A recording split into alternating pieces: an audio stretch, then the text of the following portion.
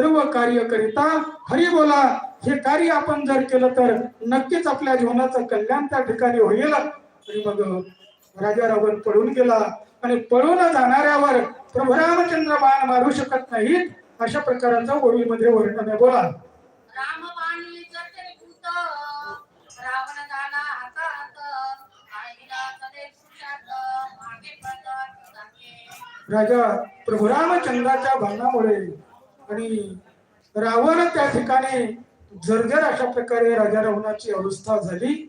आणि प्रकार असा झाला की त्या राजा रावणाला काय करावं आणि काय नाही अशी भयंकर अवस्था त्या राजा रावणाची झाली.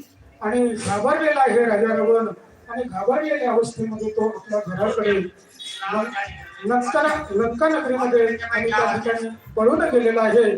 आणि मग राजा रावणानं स्वतःच्या जीवाचं रक्षण तर केलं, परंतु माझ्या प्रभू रामचंद्राचं ब्रीद असं आहे की युद्धाचा असा नियम असतो ना की जो पळून जातो ना युद्धभूमीला पाठ राखून, मग दुसऱ्या प्रतिस्पर्ध्यानं त्याच्यावर शस्त्र मारायचं नाही, बाण सोडायचा नाही.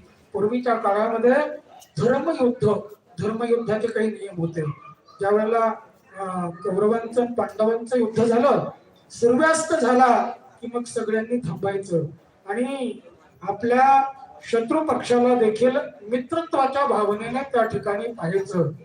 आज समाजामध्ये मित्रत्वाची भावना शिल्लक राहिली नाही आणि त्या ठिकाणी दुसऱ्यांचे अवगुण पाहून दुसऱ्यांची निंदा करण्याची दुष्ट प्रवृत्ती समाजामध्ये आपण पाहतोय. माझ्या संतांना विचारायला 2-3च ओव्या अध्यायाच्या शिल्लक म्हणून तुम्हाला काही महत्वाची गोष्ट ऐकायला भेटेल. माऊलींना विचारा ना तुम्ही.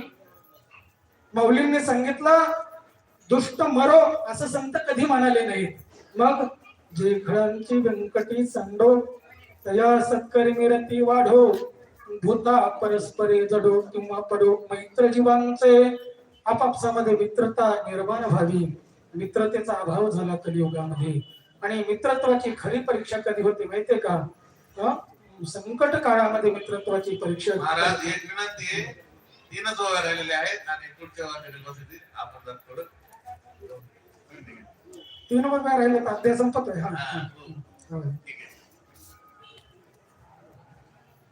लंकेचा जो लंकानाथ आपापला रणात मोकळ्या केशी पायी पळत गाई कुंकित अशा प्रकारे राजा रावण आणि घाबरलेल्या अवस्थेमध्ये रणांगणातून पळून आला. स्वतःच्या जीवाचं रक्षण आणि त्या ठिकाणी केलेलं आहे. परंतु राजा रावण किंवा अन्य कोणीही जीव असो, परमात्म्याच्या हाताने ज्यांना मरण प्राप्त होतं त्या सर्व जीवाचं कल्याण त्या ठिकाणी होत आहे. म्हणून राजा रावणाच्या युद्धामध्ये जरी घाबरलेला असला तरी पुढे ते कल्याणाची अवस्था त्यांच्या जीवनामध्ये येणारच आहे. प्रभू रामचंद्र इकडे काय करतात बोला पुढे. मेघ उडती चंड वाहते गज पळती सिंह बिगाते गरुड पळवी सर्पाते रावणाते श्रीरामे.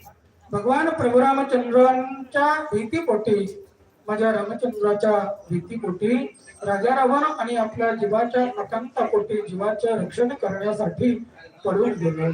आणि त्याच्यासाठी नाथ महाराजांनी दृष्टांत दिलेले आहेत. सोसाट्याचा वारा ज्याप्रमाणे सुटावा आणि मग आकाशातील ढग पळून जावेत किंवा युद्धाचा प्रसंग त्या ठिकाणी पाहिला आणि युद्धभूमीमध्ये जे घोडे आहेत, जे हत्ती आहेत, जे युद्धाच्या भूमीमध्ये अनेक जीव आहेत ते देखील घाबरले आणि पळून त्या ठिकाणी जाऊ लागले. आणि राजा रावण ही पळून आपल्या घराकडे स्वतःच्या जीवाचं रक्षण करण्यासाठी गेलेला आहे. अशी सुंदर रामकथा आपण श्रवण करत आहोत. अध्याय संपत आलेला आहे. या परी सोय रावण साधून गेला रणांगण पुढील कथा अनुसंधान सावधान उदारा. अध्यायाच्या शेवटला आणि त्या ठिकाणी शांती ब्रह्म एकनाथ महाराज आणि सांगू लागले. आपण जर संत वाङ्मयाचा विचार केला, जर संपला अध्याय, आणि संत वाङ्मयाचा जर विचार केला तर शांती ब्रह्मनाथ महाराजांनी जे वाङ्मय लिहिलं ते सर्व संतांपेक्षा जास्त वाङ्मय लिहिलेलं आहे नाथ महाराजांनी. मग नाथ महाराजांचा अभंग गाथा असो, हरिपाठ असो, रामायण असो